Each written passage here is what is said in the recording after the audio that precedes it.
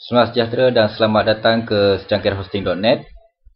Pada video kali ini, kita akan menunjukkan kepada anda bagaimana anda boleh mendapatkan template website yang percuma jika melanggan apa-apa package daripada secangkir hosting.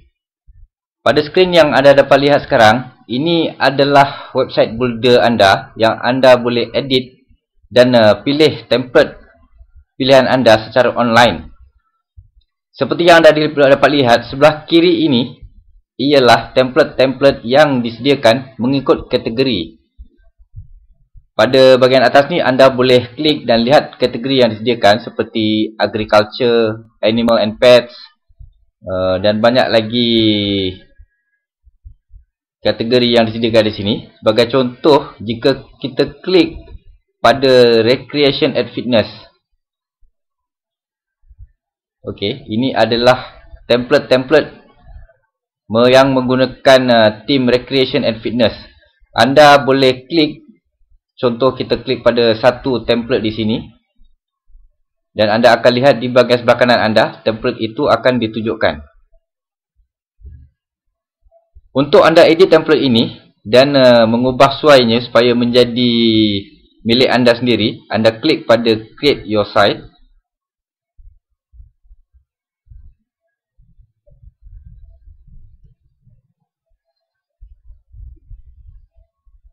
Anda akan dibawa ke bahagian template editing, yang mana anda boleh menukar teks, gambar, link, meletakkan form pada template tersebut dan berbagai lagi perkara yang anda boleh lakukan.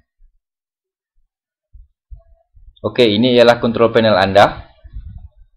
Okay, di bahagian kanan ini adalah preview template anda, dan di sebelah kiri adalah control panel anda.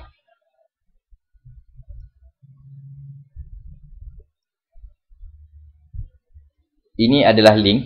Link ini adalah link yang terdapat di bahagian atas template anda. Untuk editing, anda boleh double klik pada mana-mana bahagian yang anda mau edit. Contoh, anda mau edit teks pada bahagian ini, anda double klik.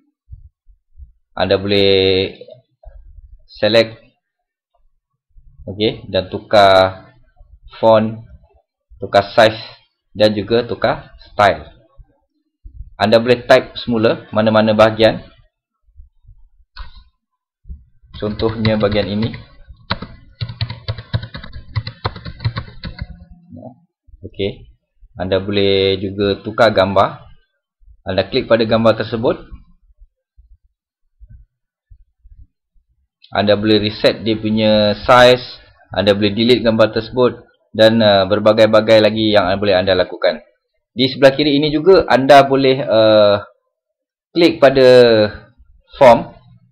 Okey, maka form widget akan keluar. Anda boleh gunakan widget ini untuk membuat form pada website anda. Okey, selepas anda siap, anda boleh preview. Anda boleh publishkan ia ke hosting anda dan menggunakan domain utama anda. Di sini ditunjukkan 3 contoh website yang dibina menggunakan website builder ini. Okey, ini adalah contoh yang pertama.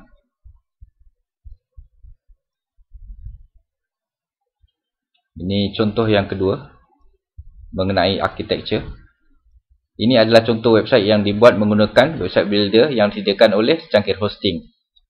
Dan ini adalah website ketiga. Okey. Kesemuanya adalah berbeza mengikut tema yang mereka pilih. Sekian saja untuk kali ini. Terima kasih.